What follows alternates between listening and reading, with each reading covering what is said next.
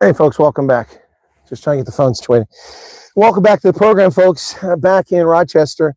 Things are getting a little spicy here. So, in the interest of objectivity and fairness, I will be fair as always and be forthcoming about all information. So, I'll give it a moment for some folks to show up on the stream because people are not finding out that there's a stream yet. So, give it a couple moments. But very interesting situation happened to me today. I kind of like a Nick Shirley moment. I wasn't looking for that, simply looking to talk to people and find out what's actually going on here in Rochester. But looks like I had a Nick Shirley moment, and I'll explain it. So an effort by someone to intimidate me, I wouldn't say didn't threaten me, that's for sure, but to intimidate me, that's for darn sure. So I left the location where folks were showing up there at church world services, refugees looking for help and not getting it. And I went to another location where one of the moderators said there's another Church World Service office in Rochester, which I didn't know about, at 414 Lexington Avenue in Rochester. I parked outside in a space where you're allowed to park for 2 hours, and I walked over to church. So I knocked on the door because there's a sign that says they're open, knock on the door, St. Mary's, I think it's called. And I opened up, and the lady let me in. Turns out she's a Somali from Kenya. And she came in, she went and got a gentleman who came out and talked to me. He's an Afghan. And we sat down, very friendly, very polite. And I said, wow, this is amazing. I explained who I was. I said, I'm a retired Army colonel and I'm a consultant and I'm checking on refugees. And I also an independent journalist. And I came to Rochester and a little frustrated with Church World Services who aren't answering their phones and don't answer email when I try to ask them questions about the services they're providing here. And we started talking and I said, well, if possible, I'd like to, if you don't mind, I'd like to show people the good things happening in Rochester from a refugee agency that's actually helping people. And I said, see here, you've got a library in here. Obviously, refugees are coming here. It looks like you're providing some good services. I'd love to tell that good story if possible. Look, I mean, you don't have to give an interview. If I'm allowed to film inside, just let me know. I'm happy to do it. If not, then I'll just hear what people have to say and I'll leave. And he said, well, you should talk to Mike. Mike is our supervisor. I said, okay, sure. I'll talk to Mike. Maybe he'd be willing to give an interview. I don't know. I mean, I did come in unannounced. So, I mean, you know, I'll work around his schedule. So the gentleman, we walked across the street and down the street. He was very friendly. He was very polite. And we had a nice conversation. He's been here for a few years. And he said he had a good reception. He mentioned some other group that helped him when he arrived and things were very smooth. He's very happy about it. So that was good to hear. Unfortunately, I didn't take note of who the refugee assistance agency was that helped him because I thought we were going to go talk to Mike. So he went to the other building and he went to show me Mike, but Mike wasn't in. And the lady up front said he just stepped out. I said, that's okay. I came unannounced. She said, well, I can give you his number. You can, and she tried to call and leave a message. And so there were a lot of people in there. There were some people from South Asia and there were some people from Africa in there. They're all waiting for, it's a legal assistance place. So that was the place I was going to visit as well. That's the legal assistance of Rochester, New York, which helps refugees, obviously. Maybe they help other people too. I don't know, but they're there to help refugee services. So it's one of the places that Church World Services refers people to. So I was there. We were having a conversation. There was an American in there, and he said, "Are you so and so?" I said, "Dyson or something." I said, "No." I said, "Why?" I said, "Is he a bad guy?" He said, "No." I explained who I was once again, and everybody was polite and friendly. And so she called and left a message for him. I said, "Well, I don't want to interrupt his lunch. He's probably busy there." She said, "Yeah." I went to voicemail. His phone's off. I said, "It's probably in a meeting." And so I said, "Look, I'll go talk to other folks, and if I can, I'll come back later in the day. And if Mike has time, he can sit down with me, and I'd love to chat. And if I'm allowed, I'd love to also get some footage of inside the church where they're providing service to refugees, because I think it's a good news story."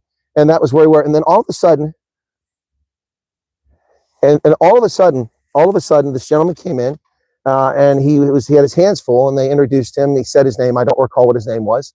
Not really relevant to the story. He had his hands full of, it looked like doorknobs. And he greeted me. He said, "Hi."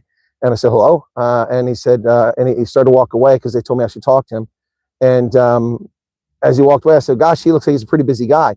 And from the back room, he says, "I am a pretty busy guy." Okay, that was our conversation so far.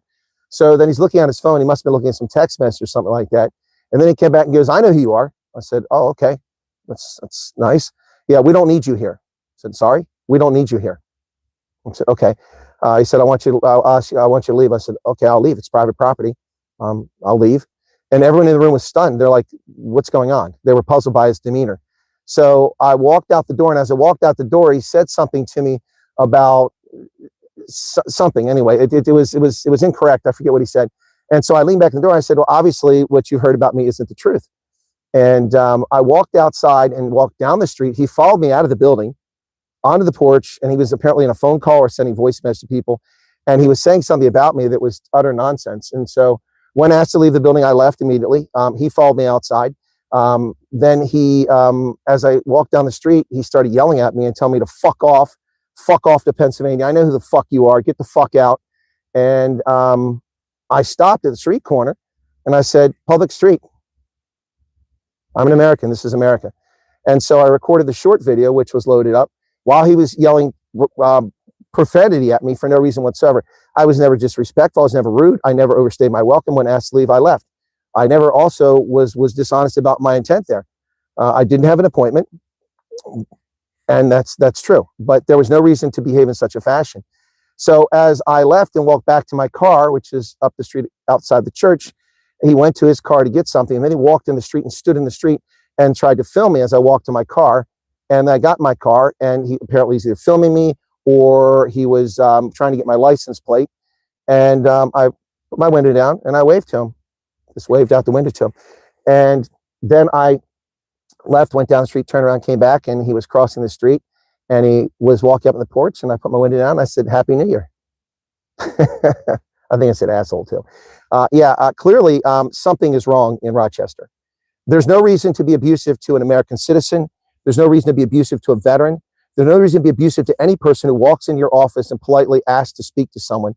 I didn't accuse anybody of anything wrong, and I'm not accusing this organization of anything wrong.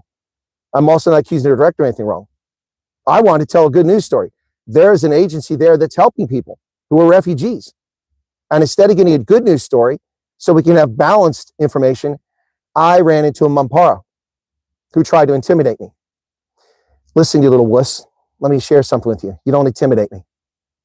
I don't know who you are. You sound like an American, but whether you are or not isn't germane.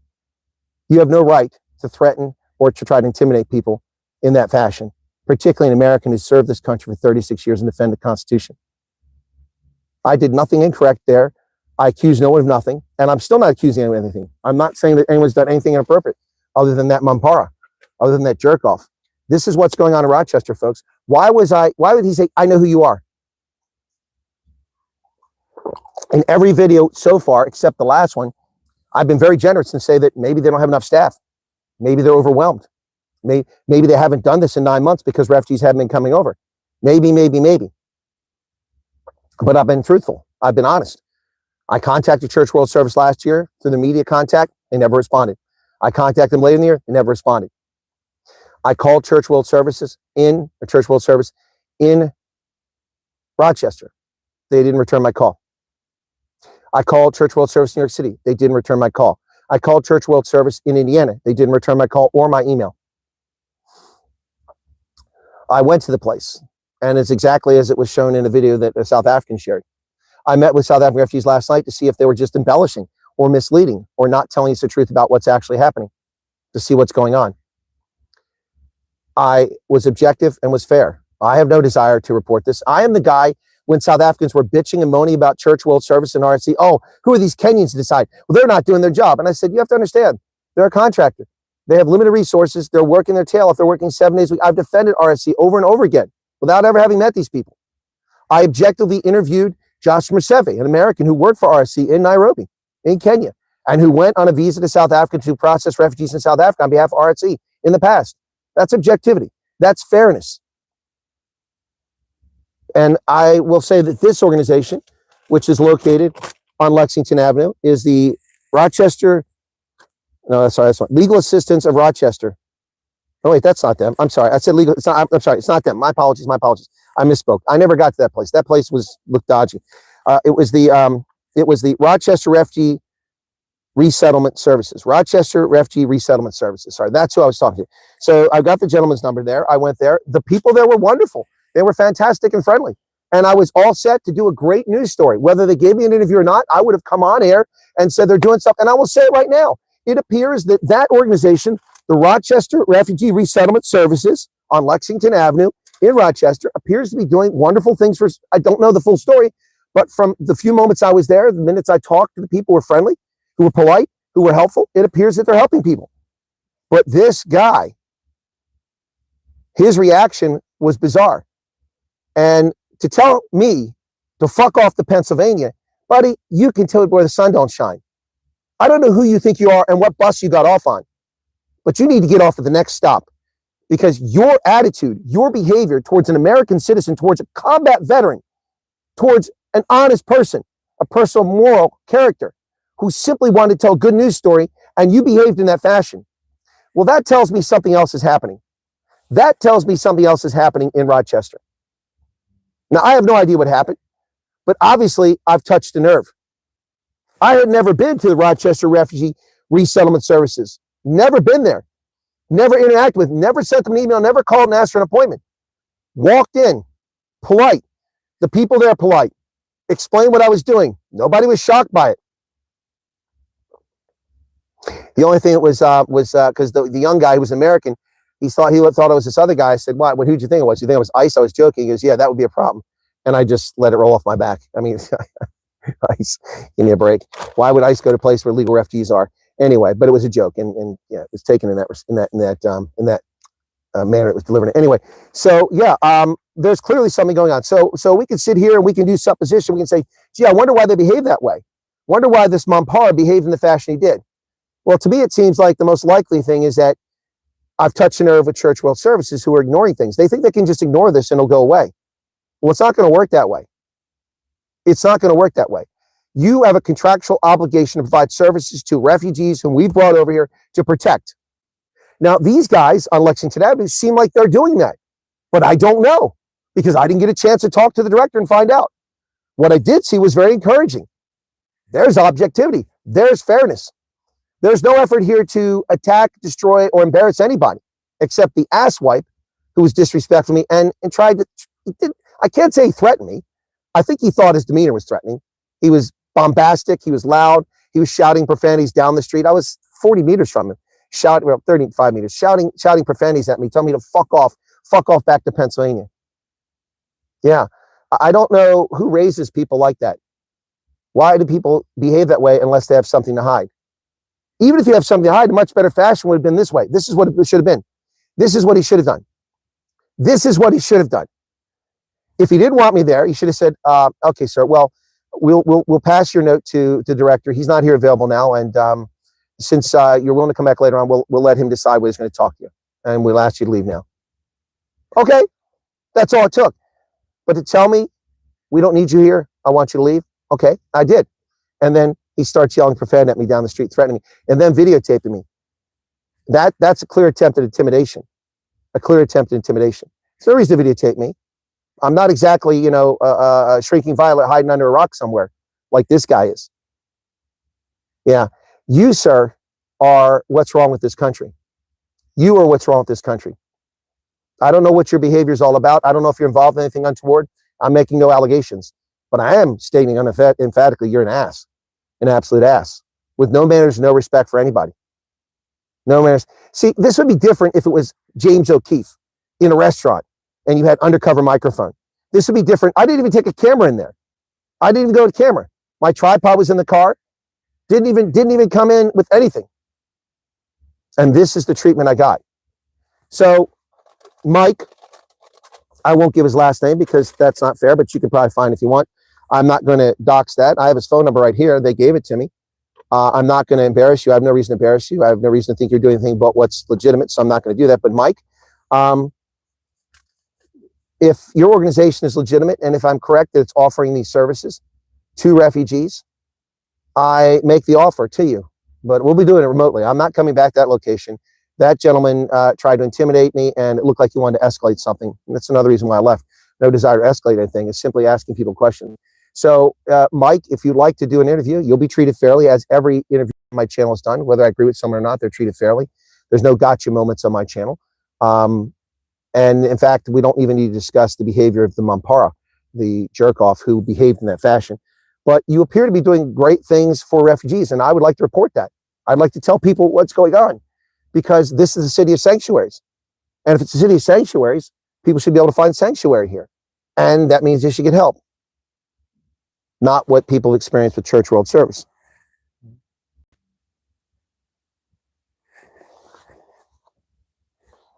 Right. They don't need me there. They're definitely not doing something right. Exactly. Exactly right. And here's the thing, these refugees don't know any better. They don't know any better. They don't know what they're supposed to get. They don't know their entitlements. Most of them come here and don't speak English. And so they don't know if they're being cheated out of something that the taxpayer is providing for them. That's the bottom line. So, yep, I can fuck off to Pennsylvania. Well, buddy, you can fuck off to Canada.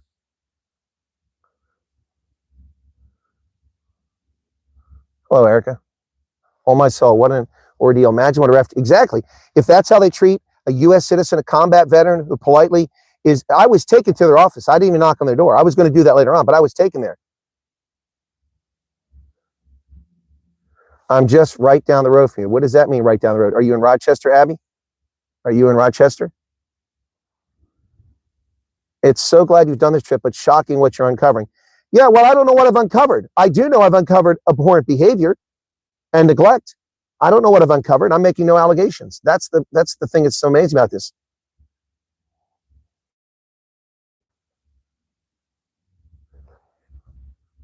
Max sent me there to open a can of worms. Glued to my chair following the journey today. Yep. All right, people just greeting here. Get back down here. I'm speechless. What's this? What you share is heartbreaking, how they treat you. Well, yeah, I mean, it's unbelievable how you treat an American citizen.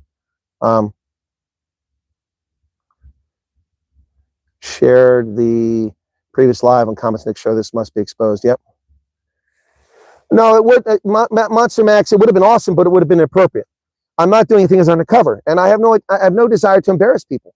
I have no desire. All I'm trying to find out is why these people in Rochester aren't getting the services that we're paying for as taxpayers. Is it intentional? Is it neglect? Is it incompetence? I don't know. But what I'm discovering is very disturbing. Look, I mean, the people I met in Rochester are fantastic. The Bangladeshi lady that ran the hotel, the Hilton Hotel chain, very friendly, very polite. Last night I saw her. I said, boy, you work really hard. She said, sorry. I said, you work really hard. I mean, I've seen you had to go to the desk at least from the desk to help guests 3 times in their rooms. The floor, because the people come in from the snow, it's all wet. I've seen you mop it twice already. I said, you work really hard. She said, thank you. So she was a lovely lady. The breakfast people, I didn't really have breakfast. I didn't like it. But I got some orange juice. That lady was very friendly, a black lady. The people that I met at that refugee resettlement place at the church there, they were very friendly and polite. The Somali lady couldn't speak much English, so she's from Kenya, but she said she's Somali. She dropped off the conversation pretty quick. But yeah, people I'm meeting are very friendly. And in Rochester, from what I've seen, even in the upscale parts, I've been to Costco in Rochester. I've been to Walmart. So that's both ends of the spectrum. I haven't gone to Wegmans, which is where the rich people shop, but I've driven by one. It seems to be the picture that the left is like the paint of America, very diverse. I mean, I walk through Costco and half the people there aren't native-born Americans. It's pretty obvious from their accents and their demeanor and their appearance. So it's very diverse. I can't imagine what their experience was like coming here, whether immigrants or they're refugees. It's crazy. Am I still broadcasting? Could somebody give me a thumbs up, because the chat has just completely died. Nobody's chatting. Somebody give me a thumbs up in the chat and tell me if we're let me see if I'm getting all my chat. It's a live chat. There we go. Okay, there we go. All right, good. I wasn't getting live chat. Okay. All right, thanks. I think the problem is New York, really enjoying your live. Okay. Oh, you guys are chatting. I was only getting the top chat. Wow, now it's really coming. Thanks. Yeah, be sure to they don't okay, thank you guys. Appreciate it. Yeah, no, this is shocking. I mean, I don't know what to say. I don't know what to say. His behavior was unwarranted. Unwarranted. I was nothing but friendly, polite, and professional. And I'm not even here. So whatever he thinks he knows about me, he's full of crap. Whatever he thinks someone told him about me, they're full of crap. I'm nothing if not understanding and fair, to a fault, to a fault. So clearly something is rotten in Rochester. It really is. And it's interesting because I drove around and I saw the Kodak building. Kodak went out of business. That's so sad. It used to be the major thing here. Yep. Well, thank you, Chris Wyatt, for becoming a member. At this rate, you won't need a jacket much longer. Not pissing, people pissing off properly. Yeah, well, there's no reason to be pissed off if you're not doing anything wrong. I didn't demand an interview. I didn't demand a film. I wasn't filming. I don't know. Making good time in your investigation ventures. Yeah. No, I have no idea. I have no idea. I just know that that refugees are not being treated the way they should be treated, at least some. Not all. As I said, I talked to the gentleman who was from Afghanistan who was told that, you know, well, you eat dogs, so why do you need halal meat? That's what was said to him by his first case officer. He got a case officer 2 months later. He said it's been very helpful.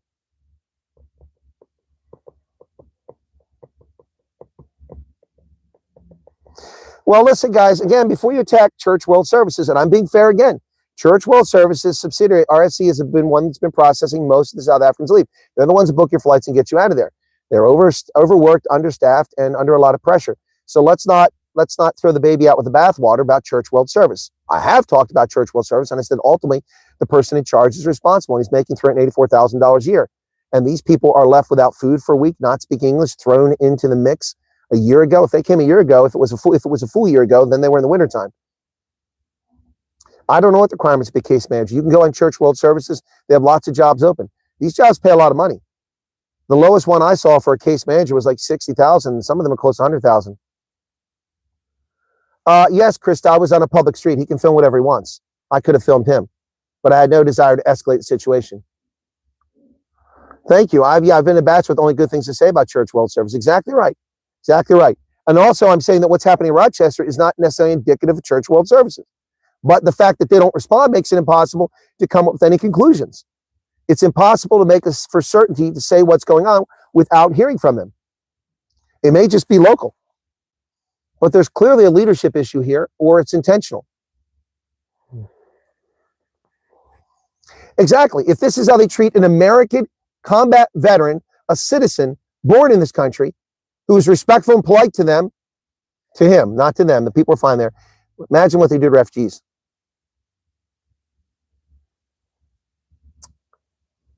No, I'm not going to New York City. Okay, RC Northern California treat refugees badly. I don't know that for a fact, Anton. It is unacceptable. Exactly. Coco says Church World Services, which is RSC in Kenya, is very friendly and helpful. I agree. No, it's not about the South Africans. Yes, I'll make an effort to report it. And again, I offered the gentleman Mike a chance to reach out to me. I'm even willing to do an interview, not live, with Mike. It'll be by Zoom though, because I'm not coming back to that location. That gentleman tried to threaten me. He didn't threaten me. He tried to intimidate me, and he tried to present a threat to me. But I'm not easily intimidated or threatened by clowns like that. Yeah, they are defensive. Last thing they thought would happen. Exactly. Can of worms. You write snippets. That's exactly what's happened here. So somebody said, how do you fix this? Well, you shine daylight on it. Sunshine is the best disinfectant.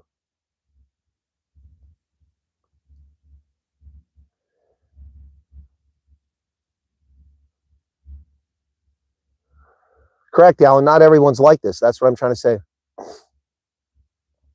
Videos. Did I do a video with refugees from California? I don't recall doing any interviews with people in California.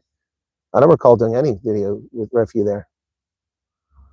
Yeah, no, this is, again, I'm not going to paint church. I'm not even going to paint this organization, Rochester Refugee Resettlement Services. I'm not even going to say there's anything wrong there. I have no reason to think there's anything wrong there. I mean, like I said, what I saw at the church was fantastic. And people were being helped in the other place, which is legal services. That's wonderful.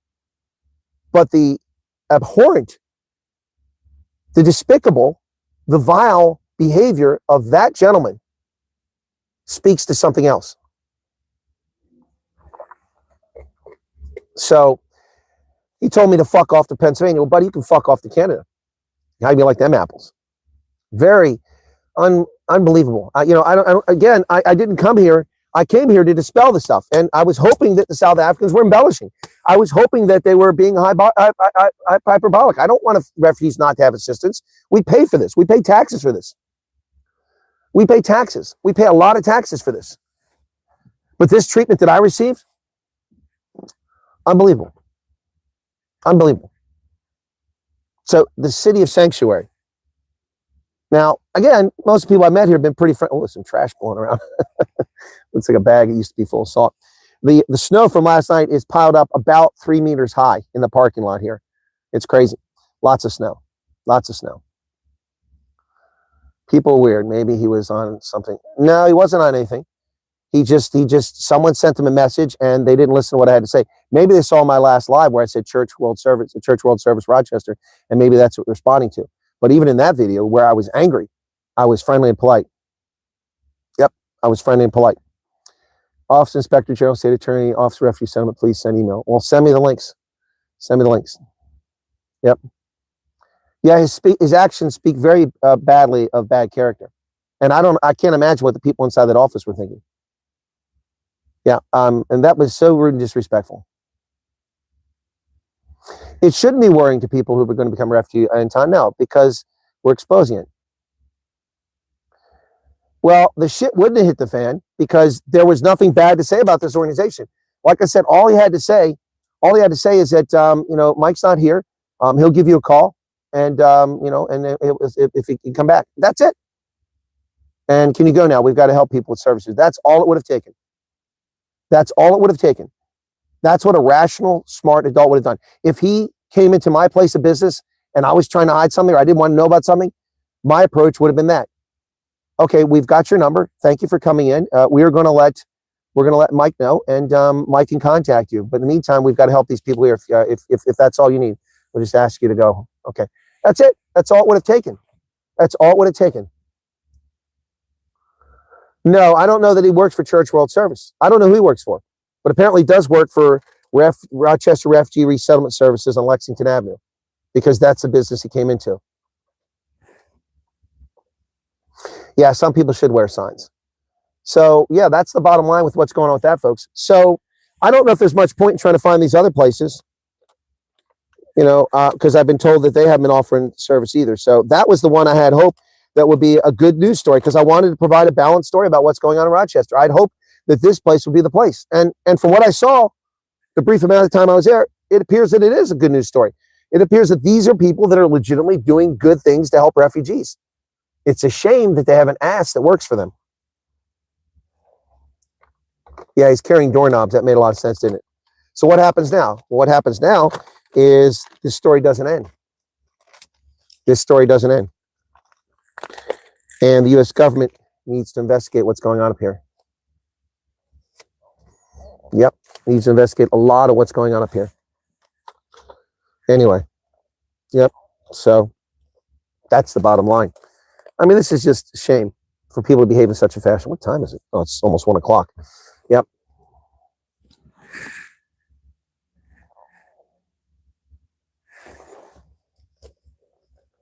So the knob was carrying knobs. That's funny. 1/440. That's funny. Well said. I don't have words either, Sally. No, he didn't threaten me. He didn't assault me. He was trying to intimidate me, trying to make me fearful. But I mean, do you look at me? I mean, I look like Grizzly Adams. Do you really think I'm going to be frightened by your behavior? Yeah. Well, the contractors don't get screened because the government hires a company based on what they say their services are, and that's how it happens. Look, I ran contracting service in National Security Agency, multi-billion-dollar contracts, and I also ran contracts in Liberia and other places for defense contractors there, and I know how this works. You don't know all the employees who work for these organizations. Yep, it's just, but no, this guy really, instead of diffusing a situation. I mean, look, Church World Service, this is what could have happened. Let me tell you what could have happened here. Yeah, somebody trying to intimidate military vet. Yeah, that's rich and frankly stupid. Yep. Yep. So this is what could have happened with this story, okay? What could have happened? Number one, they could have answered my email. They could have offered to speak to me. Didn't have to be on camera. Then you just have my word versus their word, what I say they say. They could have done that. They didn't do that. Church World Service. This guy could have done what I said. We got your number from Mike. He'll give you a call and see if he's got time to talk to you. Please leave. Then all that I would have thought is that maybe the people that are assigned in some cases for refugees here aren't up to scratch. And that happens. Not every company, not every organization has the best people working for them or the most talented people. So that could have been it. That could have been the end of the whole story. But now, Church World Services in Rochester refused to answer email. Church World Services in Rochester refuses to answer the phone. Church World Services in Rochester refuses to open the door. Church World Services in Rochester doesn't have an open, warm, welcome place for refugees to go to that I'm aware of. If they do, please present the center. Church World Services office in New York State, in New York City, doesn't answer the phone or return calls. And Church World Services in Indiana doesn't answer emails or return calls. None of them do. So now that raises questions about Church World Service. And then this guy, I mean, what do they have to do with Church World Service? Are they affiliated with Church World Service? Now I'm going to have to do some investigation on this organization and find out what their ties to Church World Service are. Yeah. So instead of just, this could have all disappeared very quickly. Even if they were doing something wrong, I wouldn't have pushed any harder. Well, nobody there was aggressive except this guy who walked in the door while I was there. People were very polite and friendly. So I thank the people who were polite and friendly to me there. I appreciate that. You were very warm and welcoming, and that's great. Made me feel like it was a city that welcomed people. But this guy, dude, you stepped on your schlong. You made a huge mistake. You tried to intimidate the wrong guy.